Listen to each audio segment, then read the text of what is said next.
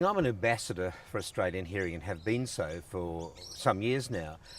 When I first started doing that, I don't think Australian Hearing realised that 20 years ago I'd fallen out of a tree, a DIY accident, suffered a head injury, lost my hearing completely in the right side. And the interesting thing was that I nearly died during that. It took about 6 months to learn to speak again, to learn to walk again. But in the second 6 months, when I was so much better, I found myself becoming isolated, and I realised it was because I was deaf in one ear. I'd go to parties or I'd go to lunch or something, and I'd say to my wife, that was a waste of time, wasn't it? I don't think I'll go next time.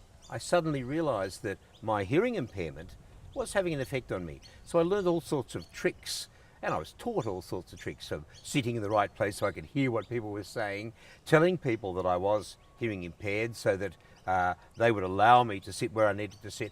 And for maybe 15 or 16 or 17 years, that worked quite well. But then it stopped working, and I'll tell you why.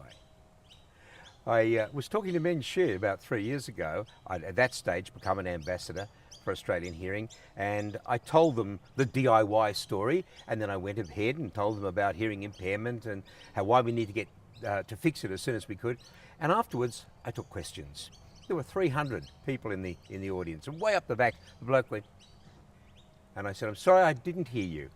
And so this time he said, I still didn't hear him.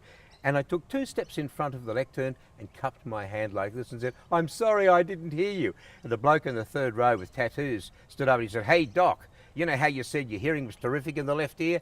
Wrong, you're deaf as a post.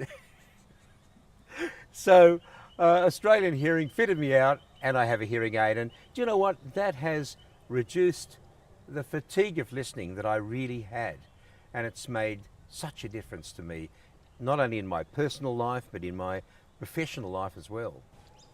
60% of us who are over 60 have a hearing impairment. 70% of us over 70 have a hearing impairment, and that's because as we grow older, our cells don't work as well. It's a natural thing that we all get. But if we're a bloke and we've worked on a farm, or we've worked in manufacturing, or we've been mowing the lawns for years and we've been suffering noise, I think men need to know that noise destroys. So in addition to this natural hearing impairment, which happens to all of us, you've got to add the destroying noise to the equation.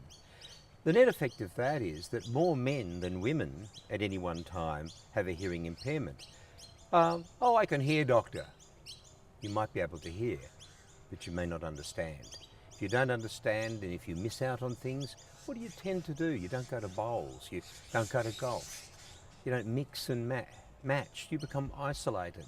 And I think everybody knows that isolation leads to depression, and we in hearing know that.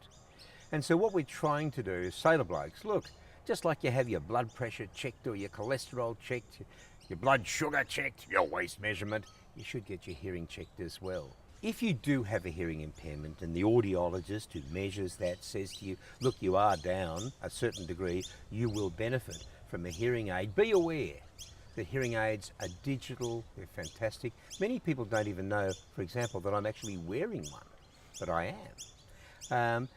For those people who don't yet need a hearing aid, 1 or 2, depending on their needs, there are all sorts of assistive listening devices. For example, a doorbell that you can take to the shed in the backyard. So, you know, if someone rings on the doorbell, you know they're ringing. There are all sorts of techniques to listen to the radio and the television and make sure that nobody else is troubled by the excessive sound. The best advice I can give is that Australian Hearing is a national provider of hearing services. They do free hearing checks for everybody. There's 110 offices, and there's over 300 visiting sites. You can't go wrong.